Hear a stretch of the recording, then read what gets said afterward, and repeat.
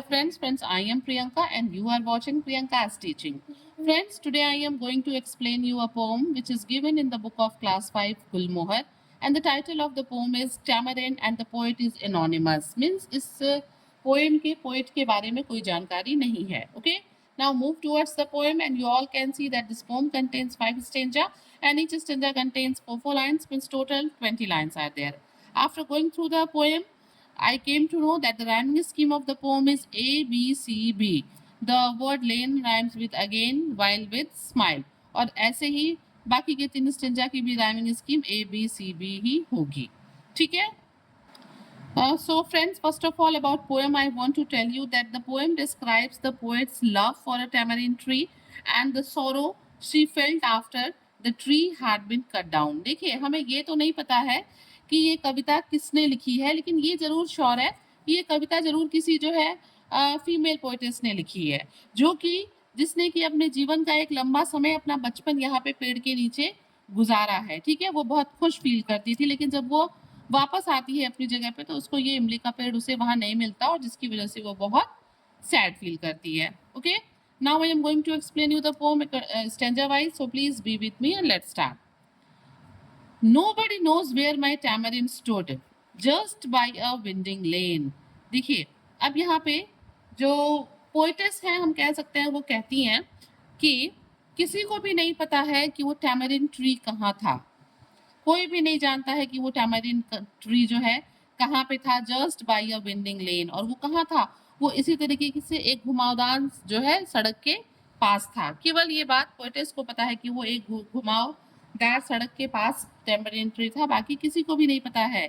Each year it gave me fruit and shade and drew me to my home again. और poetess यहाँ पे कहती हैं कि हर साल जो है ये पेड़ मुझे फल और छाया देता था. जब भी मैं उसके नीचे जाती तो मुझे इमली खाने को मिलता, छाया मिलता, और हर साल जो ये पेड़ है वो मुझे मेरे घर की याद दिलाता, मुझे मेरे घर बुलाता. Okay, I love to sit beneath her shady boughs. और पोइटेस यहाँ पे हमें कहती हैं कि उनको जो है इस पेड़ के छाए में, इस पेड़ की डालियों के छाए के बीच नीचे बैठना बहुत पसंद था. And rest up for a while, थोड़ी देर उसके नीचे बैठना, आराम करना उस छाए में, पेड़ की छाए में, उसकी डालियों के छाए में पोइटेस को बहुत पसंद था. To gaze out upon the distant blue hills with laughter and smile. और वो बताती हैं कि वो पेड़ के नीचे बैठ के हंसते हुए, मुस्कुराते हुए सामने जो ब्लू कलर का हिल था कुछ दूरी पे, वो उसको जो है गेज आउट, पॉजिटिव एक नजर से जो है वो देखा करती थी. ठीक है, मीन्स पोइटेस बताती हैं कि उन्होंने किस तरीके से अपने बचपन के समय को वहां गुजारा था. वो पेड़ किस तरह से एक घुमावदार सड़क के पास था, कैसे वो उसके नीचे जाती, वहां से फ्रूट्स खाती, उसकी छाया में बैठती, रेस्ट करती, आराम करती, और दूर जो है ब्लू हिल को वो देखा करती थी. लेकिन किसी और को बिल्कुल नहीं पता था कि वो पेड़ कहाँ है. चलिए थर्ड स्टेंजा में चलते हैं. And now that I am back, I am eager to find my tamarind again. और अब पोइटेस कहती है कि अब मैं जब वापस आई हूँ तो मैं बड़ी उत्सुक हूँ अपने इमली के पेड़ को दोबारा से देखने के लिए, पाने के लिए. I hasten down to the favorite spot. I search, but search is in vain.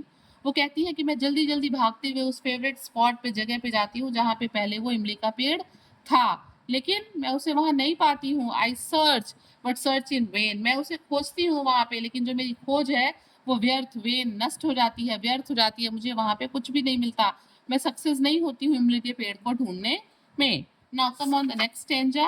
The poetess is saying, then I stop and stare. I stand quite still. कि मैं चुपचाप जो है वहां पे बिल्कुल शांत खड़ी हो जाती हूँ और दूर जो है घूरने लगती हूँ, दूर जो है मेरी नजर टिक जाती है. I listen to my heart. मैं अपने दिल की बात को सुनती हूँ. That magnificent tree that was my life had just been ripped off. और यहाँ पे पोइटेस बताती हैं कि वो शानदार पेड़, ठीक है, दैट वॉज माई लाइफ, जो कि मेरा जीवन था, जिसमें कि मेरा जीवन बसता था, जो कि मेरे लिए बड़ा इंपॉर्टेंट था, has just been ripped apart. अब उसे उखाड़ दिया गया है. वो पेड़ वहां नहीं है, वो बिल्कुल जड़ हो जाती है, वो बिल्कुल शॉक्ड हो जाती है पेड़ को वहां नहीं पाके. तो इसीलिए वो कहती हैं कि अब मेरे दिल की आवाज मैं सुनने लगती हूँ कि अब ये शानदार पेड़ यहाँ पे नहीं है, जो कि कभी मेरा जीवन हुआ करता था, वो यहाँ पे नहीं है, उसे किसी ने यहाँ से उखाड़ के अलग कर दिया है. I turn to the hills, my eyes filled with tears. और वो कहती हैं कि मैं तुरंत पहाड़ी की तरफ मुड़ जाती हूँ और मेरी आंखों में आंसू भर जाते हैं।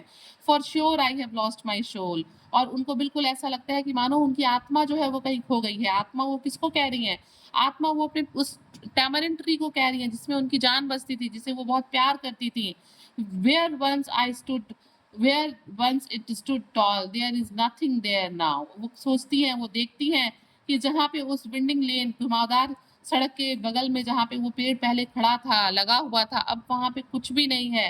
मियरली एन एम्प्टी होल, केवल वहाँ पे अब क्या है? एक गड्ढा है, खाली गड्ढा है। पेड़ को उखाड़ने के बाद क्या बच गया है? वहाँ पे गड्ढा बच गया है। तो फ्रेंड्स आप देख रहे हैं ना, यहाँ पे जो पोएटिस है ना, जो जिन्हें कि इमली का पेड़ बड़ा पसंद था, जहाँ पे वो अपना बचपन गुजारा था जिन्होंने, पोएटिस ने, अब वो बहुत दुखी हैं। क्यों दुखी हैं? क्योंकि अब उनको वहाँ पे उनका टैमरिंड ट्री नहीं मिल रहा है, जिसे वो अपना लाइफ, अपना शोल समझती थी। So the friends, if you like the explanation, please do share to others and very thank you for watching.